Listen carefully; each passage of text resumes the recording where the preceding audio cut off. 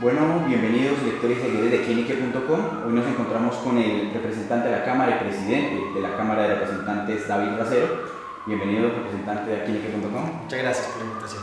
Cuando decidimos hacer una campaña hablando de cambio y el pueblo votó por el cambio y queremos ser coherentes con ese reclamo ciudadano, parte de nuestro ejercicio como bancada de gobierno ligado al presidente Gustavo Petro y la vicepresidenta Francia Márquez es generar esa discusión de cambio dentro del Congreso.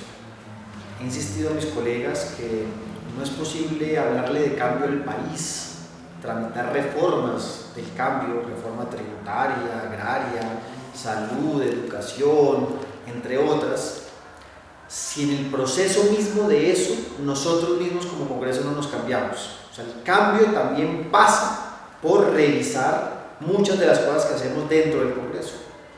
Y desde la potestad que me da ser presidente de la Cámara hemos adelantado una serie de acciones encaminadas a hacer reformas en lo que puedo como ley, porque no todas las puedo hacer como presidente, que podrían dignificar y mejorar no solo el quehacer del congresista, sino la imagen del Congreso hacia afuera.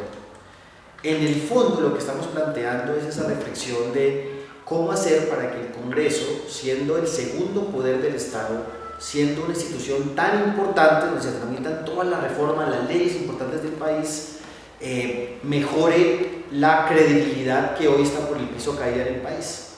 Hoy en Colombia, la última encuesta arroja que solamente el 25% de los colombianos tienen una imagen favorable del Congreso. Y eso que es el mejor, ha sido como de las valoraciones más altas que ha tenido históricamente el Congreso. Por lo general siempre está entre 10 y 15%. Es decir, con poca credibilidad, lo que se tramite acá internamente, por muy positivo que sea, siempre va a estar bajo sospecha. Y esa reflexión la tenemos que tomar en serio. Y yo como presidente, ya en nombre de una institución, me la tengo que tomar en serio. Es como llegar a una empresa, llegar a una alta dirección de cualquier empresa o cualquier dirección, Estado, público o privado, y te encuentras con una situación de una empresa caída, ¿no? De una institución caída. Pues indudablemente un buen presidente tiene que tomarse en serio eso para generar rutas. Y esas rutas que nos estamos planteando tienen varias aristas. Entre esas, una, el tema de la austeridad. En un escenario donde estamos discutiendo reforma tributaria, en un escenario donde sin lugar a dudas el presidente Gustavo Petro quiere hacer la reforma tributaria más grande de la historia, 25 billones de pesos de recaudo directo, más otros posibles 25 a partir de instrumentos y herramientas que puede dar la DIAN en contra de la evasión y elusión, entre otras. El Congreso no se puede quedar atrás. Nosotros no podemos hablar al país que hay que hacer el esfuerzo de una gran reforma tributaria cuando lo público, el Estado, por eso el Congreso, siendo parte del Estado, no toma decisiones al respecto. Así que la austeridad va en ese marco de esa reflexión, no es una medida por tomarla, no es una acción aislada. Es más, estamos viendo que a partir de lo que estamos haciendo como Congreso, especialmente en la Cámara de Representantes, el gobierno también lo ha tomado como ejemplo. Veíamos hace 2 días como el director del APRE, el señor Mauricio Liscano, anunciaba cómo los ahorros que se iban a generar desde presidencia podrían ahorrarle al Estado 1 billón de pesos anuales, 4 billones en esos 4 años. Así que y perdónenme, me extiendo porque es el contexto de la reflexión, no solo austeridad, también estamos hablando de transparencia, pues también estamos hablando, por ejemplo, algo tan elemental que lo dice la ley quinta, la Constitución, el derecho que tiene cualquier ciudadano de saber qué es lo que hace el congresista dentro, cómo vota el congresista en las diferentes leyes. Eso que está contemplado en la ley quinta, hasta este momento, en mi presidencia hace una semana, por los ajustes que hicimos, ya es posible hacerlo, que los ciudadanos, que el control ciudadano pueda ver en tiempo real la votación del congresista, que el ciudadano sepa cómo votó el congresista por el cual él votó, si el congresista está votando tal cual como lo anunciaba en campaña, para que no nos pasen esas jugaditas de que el congresista hizo una cosa en campaña para coger votos, incautar votantes, pero que ya en ejercicio el poder hace diferencia, hace algo completamente diferente. Entonces mira que hago el contexto en ese sentido, y termino, perdóname, pero para dar ese contexto a los que nos ven y nos escuchan. Por supuesto que eso genera discusiones internas dentro del Congreso, esa es tu pregunta. Siempre el cambio, cuando nos tomamos el cambio muy en serio, hay ciertas fuerzas tal vez conservadoras, no en términos ideológicos, sino tal vez personales, también obviamente pueden ser políticos, que hace que los cambios traten de ser obstaculizados, se ponga una traba al cambio, se le ponga palos en la rueda al cambio, o algunos que quieren apelar al plan tortuga de hacerlo más lento, o hay algunos que no quieren cambiar. Eso lo vamos a encontrar siempre, y en el Congreso es indudable que esa discusión se da. Así que en varias de las cosas que hemos hecho, a algunos congresistas colegas no les ha gustado, algunos pues lo ven con malos ojos. Bueno, es una invitación que estamos haciendo, lo estamos haciendo en el marco de la ley y con la convicción de que estamos haciendo lo correcto. Ha sido una discusión muy respetuosa, es más, a veces por muy acalorado que sea, y lo aprendí estos 4 años. Yo siendo oposición planteé unos debates muy duros, muy fuertes. Siempre tuve claro que una cosa es el argumento, la palabra, la discusión, y otra cosa ya es asumirlo de manera personal. Claro, a veces es difícil diferenciarlo, ¿no? Porque muchas de las cosas que se discuten en política tienen que ver con la vida propia, y sobre todo cuando afecta la vida de la gente, pues uno se lo puede asumir como de manera muy, muy interna. Pero no, por supuesto he tenido críticas, hasta en plenaria, algunos saltaron. Yo me lo tomo, digamos, de la manera más normal. Hace parte de ser, de asumir una responsabilidad como esto de la presidencia. Es más, lo esperaba, si te soy sincero, ¿no? Pues al momento de hacer cambios, es más bien difícil no esperar que ocurra algo, que haya una acción reactiva a lo que se está proponiendo. Eso hace parte del debate político, pero mira, voy a hacerte más sincero, pese a que algunas voces se expresen, yo siento, lo puedo decir con sinceridad, que hay un ambiente propicio en este Congreso, por lo menos en la Cámara de Representantes, para hacer cambios. O sea, lo siento. Yo creo que este primer año, cuando hagamos el balance el 20 de julio del 2023, vamos a tener un balance muy positivo, cosas que quedarán pendientes, por supuesto, no somos ingenuos, pero seguro van a haber avances, ¿sí? Y creo que en eso hay un consenso. En la Cámara de Representantes son 70 congresistas nuevos, unos de ellos heredan sus poderes, ¿no?, familiares y esas estructuras, pero es diferente hablar con alguien que llega nuevo, joven, a tal vez el patrono de su organización política. Creo que es posible y bueno, creo que vamos por la ruta correcta. Muy pocos, realmente siento que eso es de los procesos más lentos, ¿sí? El congresista en promedio cree que el uso de la camioneta es un derecho que tienen por naturaleza, ¿sí? Y lastimosamente ese debate que se ha planteado mucho en la opinión pública aquí dentro del Congreso es ausente, ¿no? Es más, eso es de lo que no me hacen el reclamo a mí, el tema de las camionetas, y sobre todo que es un debate que me desborda, porque no es una decisión mía el tema de los esquemas de seguridad.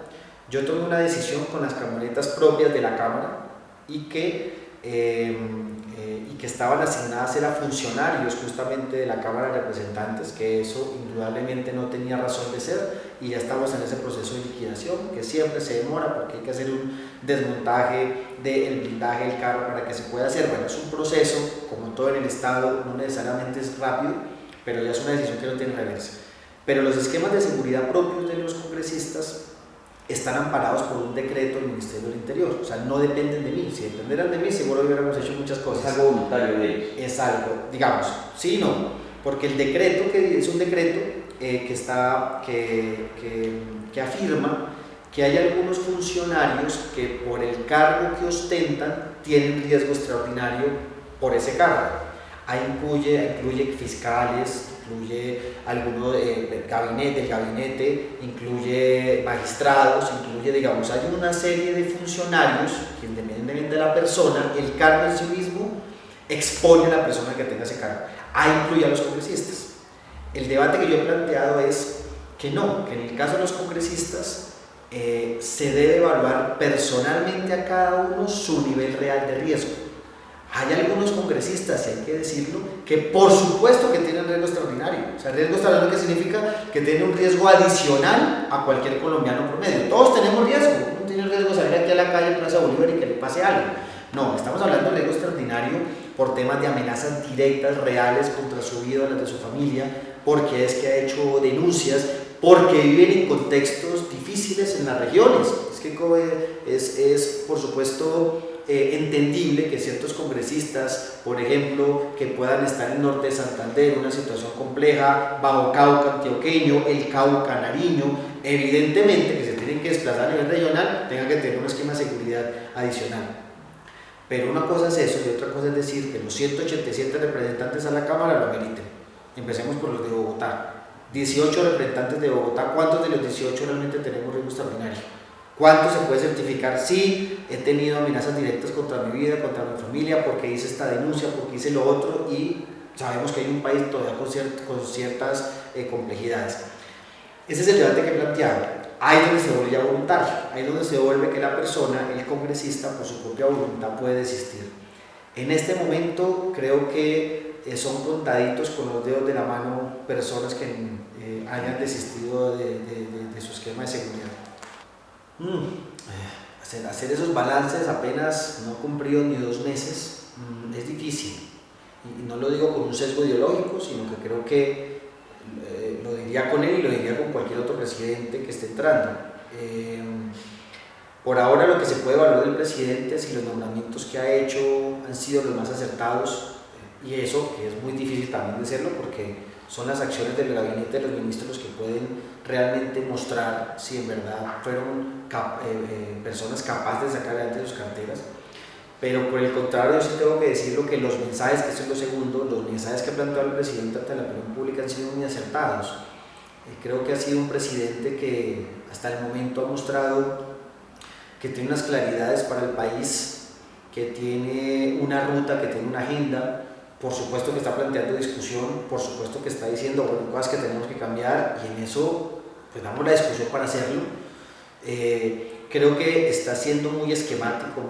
Estamos en un momento de la discusión donde la atención se centra netamente en la reforma tributaria, la gran apuesta fundamental. Y hay por supuesto todo tipo, toda la agenda política siempre están dando, pero para el gobierno y para el presidente la reforma tributaria tiene casi el mismo alcance que el Plan Nacional de Desarrollo, guardando proporciones y por supuesto diferenciándolo, pero tiene esa magnitud de decir este es un gran acuerdo nacional que va a permitir hacer las grandes reformas. Sin reforma tributaria, sin recaudo, sin sistema tributario adecuado, pues lo demás queda en el aire. Entonces es difícil hacer evaluación en cuanto si hay algo fallado. Creo que es complejo porque no tendría algo más, algo concreto de lo que él podría estar haciendo como un mes y medio. ¿Qué podría yo pedirle al presidente? Que muy respetuosamente que agilice los nombramientos, que en verdad termine de conformar todo su equipo, ¿no? Que tanto en la primera línea de equipos, en ministros que ya los tiene, pero directores que ya hay una gran avanzada, pero faltan agencias que son tan importantes, y los grupos realmente de cada ministerio, ¿no? Todavía hay ministros sin viceministros que entren, y eso es importante. ¿Por qué? Porque pues los que van llegando son los que tienen pues la ruta clara de lo que pretendemos con este nuevo gobierno, y creo que hay que afinar en ese sentido. Creo que tal vez nos ha faltado y le ha faltado a este gobierno cortar de una vez por todas con el gobierno saliente. Yo los presenté en un par de comentarios, y no es porque queramos mirar al retrovisor. Creo que en eso mi presidente creo que ha sido lo más hasta respetuoso, ¿no? Está mirando para adelante y está planteando de una vez la ruta. Es de los que menos mira hacia atrás, y yo creo que hace falta hacer un corte histórico. ¿Cómo recibimos realmente este país? ¿Cómo recibimos este Estado? No lo tenemos claro. Y eso porque hay que decirle al país, bueno, cuál es el estado actual de cosas que nos permita después dar cuenta de lo que realmente hicimos, estamos haciendo, de lo que significa dar cuenta de los problemas que heredamos, este tema de la gasolina, que es una herencia, es una papa bomba, ¿no? Y creo que eso es sano también para el país, plantearlo de esa manera. También se le facilitaría a los ministros del gabinete empezar a decir, bueno, aquí empezamos, vinimos a solucionar los problemas, para eso es que nos hicimos elegir, para allá vamos, pero hay que darle una mirada a cómo el gobierno saliente nos lo entregó. Entonces, bueno, pero todavía estamos a puertas. Creo que la medición de los 100 días va a ser muy importante. Ya El primer mes es más bien muy simbólico, más de anuncios, más de mensajes ante la opinión pública, que ha sido muy asertivo, sentarse con Uribe, sentarse con la oposición, sentar el debate, ir planteando el modelo, ponernos a leer a Mariana Mazzucato para el tema de emisiones, tal. Ya 100 días después ya tenemos que ver cosas más directas, más concretas, no grandes reformas por supuesto, pero sí ya algo más de gestión, y ya pues el primer semestre ya tenemos que estar contando qué es lo que ya se ha podido avanzar. Bueno, yo sí lo sigo hablando como alguien que cree completamente de que el ESMAD tiene que desmontarse. ¿El desmonte qué significa? Que tiene que reestructurarse una nueva forma de contención ante escenarios de crisis o de violencia. Todo país en el mundo siempre tiene un contingente complementario a la policía normal o al sistema que tengan en cada país de atención. Siempre hay un contingente que está previsto para acciones extremas, siempre. Sobre todo porque ese contingente tiene unas capacidades, una capacitación, unas orientaciones complementarias a lo que es el policía normal, y sí hay que tenerlo, pero yo soy un convencido que el contingente que hoy tenemos como ESMAD es obsoleto, no sirve, ¿no? Y no sirve porque es la realidad, porque fue un instrumento mal usado, fue un instrumento muy mal usado que terminó afectando la integridad y la vida del pueblo. Unos pueden decir, no, es eso, el ESMAD puede continuar, es simplemente cómo se usa, ¿sí? ¿Qué directrices se le da políticamente? Algunos plantearían eso.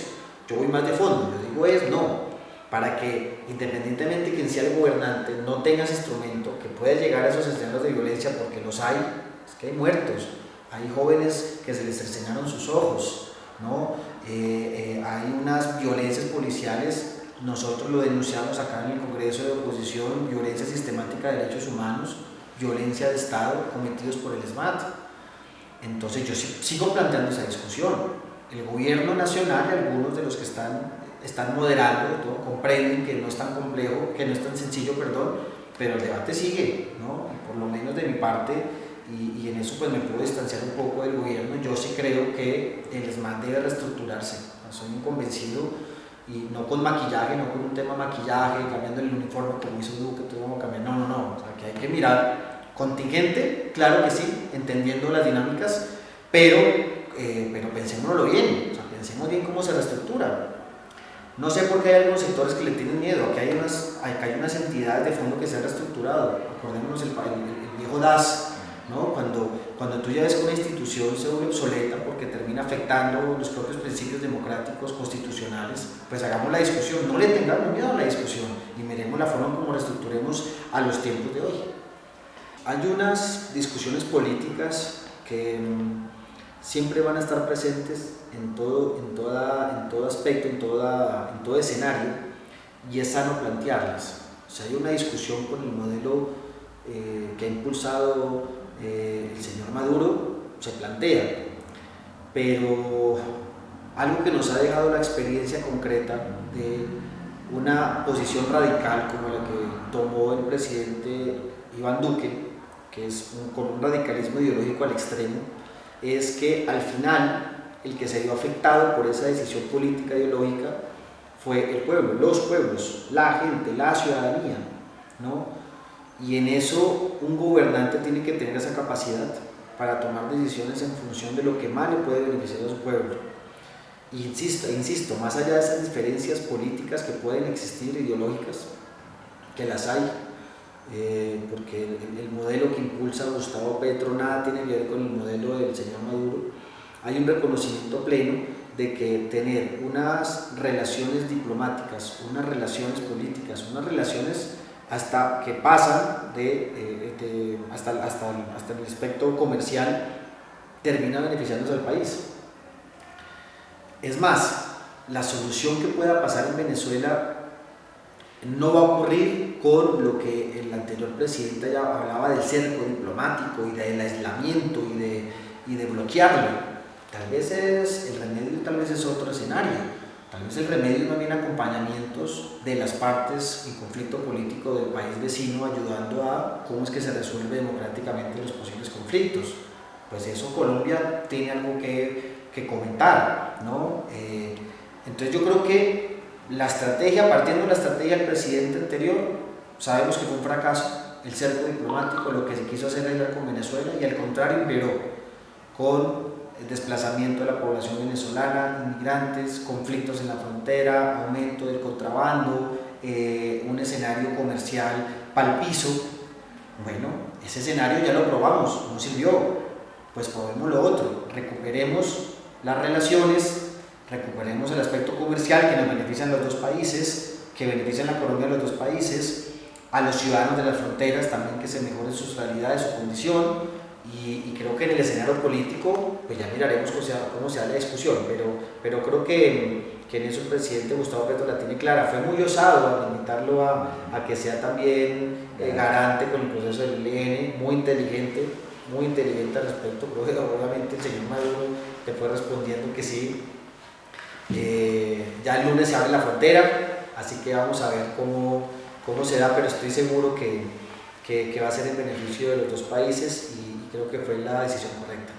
Bueno, son discusiones paralelas y se deben mirar de manera diferenciada. Toda la política con la adicción es una política de salud pública que debe ser abordada desde diferentes aristas, desde la prevención, el tratamiento y sobre todo tratamiento diferencial. Porque en esta lucha contra las drogas, sobre todo desde el lado del consumidor, se nos enseñó esta mirada altamente punitiva de creer que cualquier consumidor, es más, el adicto como tal, si bien es una problemática de salud, una enfermedad, era tratado como delincuente. Nosotros mostramos en Bogotá Humana cómo el tratamiento diferencial de los diferentes momentos del tema de las sustancias psicoactivas era acertado. Al consumidor no hay que verlo como un delincuente, sino como exceso, como un enfermo, o a veces ni siquiera como enfermo, cuando estamos hablando del tema recreativo. Ejemplo, hay que diferenciar el tipo de sustancias que se consumen. Es que el consumo de la marihuana es diferente a la de la cocaína, o diferente a drogas inyectadas como la heroína, o diferente a los ácidos y drogas procesadas industrialmente. Es completamente diferente. Es más, justamente la marihuana, el cannabis, viene siendo a veces hasta un producto sustituto, ¿no? O hasta medicinal para otro tipo de tratamientos de adicción de otras drogas.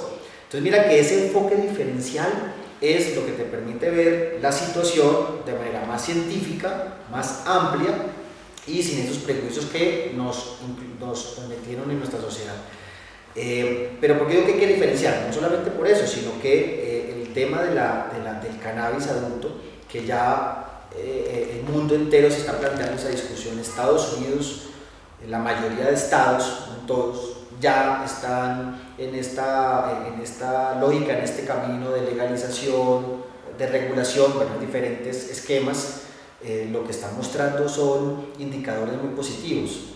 Primero, que el tema de la adicción, el tema de consumo se regula, digamos, no genera unas curvas, digamos, que puedan ser preocupantes, pero al contrario, tú al legalizar o al regular, por eso insisto, porque pueden ser diferentes alternativas, que eso es lo que estamos en discusión, un mercado ilegal termina más bien teniendo unas externalidades muy positivas para la economía y para la sociedad, en términos hasta de impuestos, en términos de control por parte del Estado, en términos de supervisión. Creo que en eso ya hay documentación para poderlo plantear sin que caigamos en prejuicios. Y bueno, creo que en eso, aquí en el Congreso hay más o menos unos 3-4 proyectos al respecto. Parte de la carta del representante Lozada tiene que ver con que centralicemos los proyectos que hay, que demos una orientación clara, que no terminemos pisándonos los talones. Pero sí comprendo que es una voluntad del gobierno, y en eso en el Congreso vamos a dar una discusión pertinente de cuál va a ser el mejor mecanismo para eso, ¿sí? Si se pudo con el alcohol y el cigarrillo, que son drogas legales, con todos los inconvenientes que puede haber secundarios, el tema del cannabis lo podemos abordar de mejor manera. Y bueno, ya que es una discusión internacional, hay un consumo internacional legalizado como en Estados Unidos, nosotros no nos podemos quedar atrás en esa discusión. No, nunca se puede plantear minimizar al adversario. Creo que el Centro Democrático es una fuerza vigente que aún recoge unas expectativas de ciertos sectores de la población, y en lo personal está bien que estén, creo que está muy bien que estén, y hace parte de la democracia y la discusión democrática. Están en este momento, yo creo que buscándose a sí mismos, ¿no? Ahorita empiezan a llamar a marchas, están probando, creo que están ensayando, ¿sí? A ver cómo buscan un lugar en este escenario, y han perdido la agenda política, porque al final la derrota electoral no es otra cosa diferente sino la derrota de la conducción de la sociedad. Ellos se quedaron sin discurso, se quedaron sin norte, se quedaron sin agenda política, se quedaron sin accionar. Entonces obviamente es entendible que estén tratando de reestructurarse. Lo que uno pide mínimamente con decoro democrático es que hagan lo que hagan en la oposición o en ese encuentro que estén, lo hagan sin mentiras y sin falacias, que convoquen todas las marchas que quieran, es su legítimo derecho constitucional, se les va a respetar completamente, pero que no lo hagan a través de mentiras, que no engañen a la gente. Esa experiencia el bloque del Centro Democrático lo sabe hacer. El bloque del Centro Democrático nos enseñó en el plebiscito cómo ellos son capaces de mentir una y otra vez, confieso por ellos mismos, ¿no? Este señor Vélez, como lo dijo uno de los gerentes del plebiscito para rechazar el plebiscito de la paz, lo confesó abiertamente cómo le mintió, cómo hizo una campaña publicitaria contra el plebiscito de paz para engañar a los ciudadanos. Lo que se les pide es eso, ¿sí? Que hagan toda la política, que tienen derecho a hacer política, que tienen derecho a pensar lo que puedan pensar, pero que lo hagan en el marco de la democracia y que no caigan en esas tentaciones a los cuales siempre están tentados de hacer políticas desde la mentira. En eso sí tendríamos que rechazarlo completamente, y ya miraremos. El 2023 va a ser muy interesante porque esas elecciones, tras ser tan cerca de la elección presidencial un año después, terminan siendo por lo general unas votaciones con la incidencia del presidente en términos generales de su gestión, no porque él entre, sino en general. Así pasó con Duque la vez pasada. Duque presidente ya hizo que hubiera una gran elección de gobiernos alternativos a nivel local, o por lo menos con discursos alternativos. Entonces al final viene siendo un medidor también para el tema nacional. Vamos a ver qué ocurre, pero yo creo que el ambiente de cambio también va a llegar al 2023 y estén a escoger gobernadores y alcaldes con una línea de cambio como la que estamos presentando a nivel nacional. Este es el libro, sí, es una recopilación que al final viene siendo un testimonio cuando lo hicimos y empezamos a hacerlo. Estamos en la mitad de la campaña de Congreso y de Presidencia, entonces no sabíamos cuál iba a ser el desenlace todavía. Claro, con todo el convencimiento de que íbamos a ganar, pero era un testimonio solamente para expresar cómo fue esa discusión que tuvimos en estos 4 años como oposición. Y cuando uno lee estas intervenciones, porque todas son las intervenciones públicas parados en el atril, tanto de proyectos de ley, de ponencias, de debates de control político, mociones de censura, al momento de leerlo, al final uno está entendiendo cuál era la dinámica social de entonces. Y yo, que soy un convencido por mi tradición filosófica, política, académica, que creo profundamente que los cambios políticos son consecuencia por cambios sociales que se han gestado con anterioridad. Parte de estos libros es comprender qué fue lo que ocurrió en estos 4 años socialmente para que al final desembocáramos en el triunfo de Gustavo Petro. No solamente por la estrategia que hicimos en campaña, eso fue solamente un momento de la historia, un capítulo, pero detrás de eso hay un acumulado social.